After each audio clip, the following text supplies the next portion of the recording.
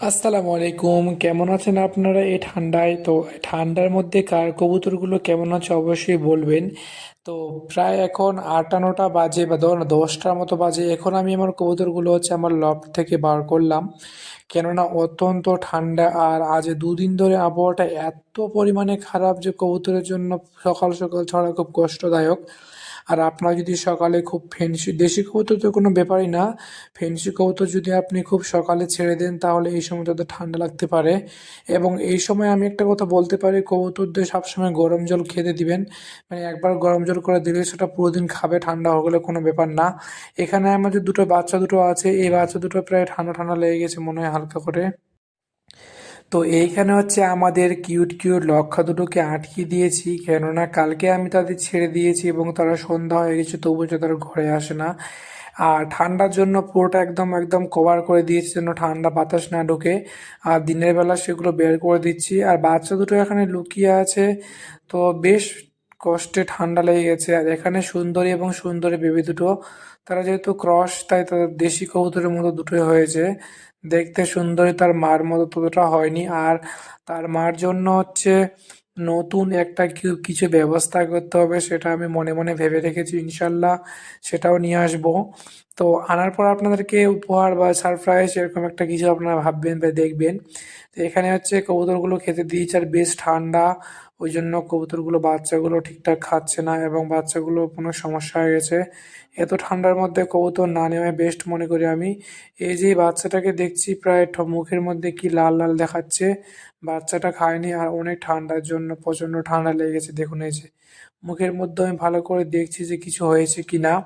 তো এখন যাওয়া যাক আমাদের হাঁস মুরগিগুলোকে দিকে, তাদের ছাড়বো, দেখবো তারা ঠিক আছে কি না এবং কি।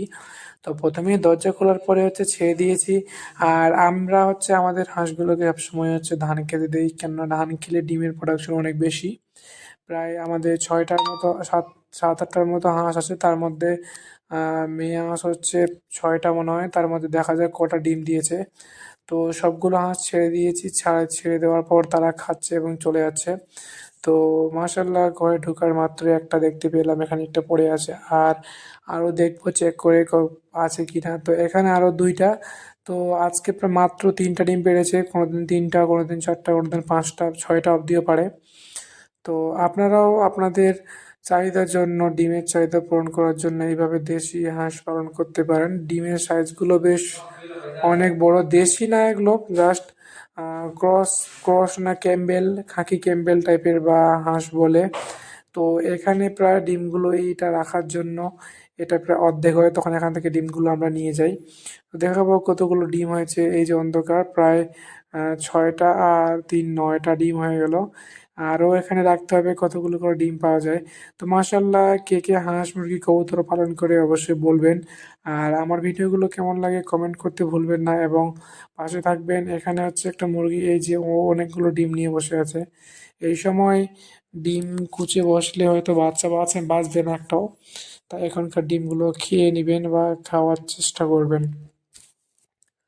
তো প্রাকৃতিকভাবে কবুতর হাঁস মুরগি পালন করবেন আপনারা, কে কে পালন করেন এবং কে কে পালন করতে চান।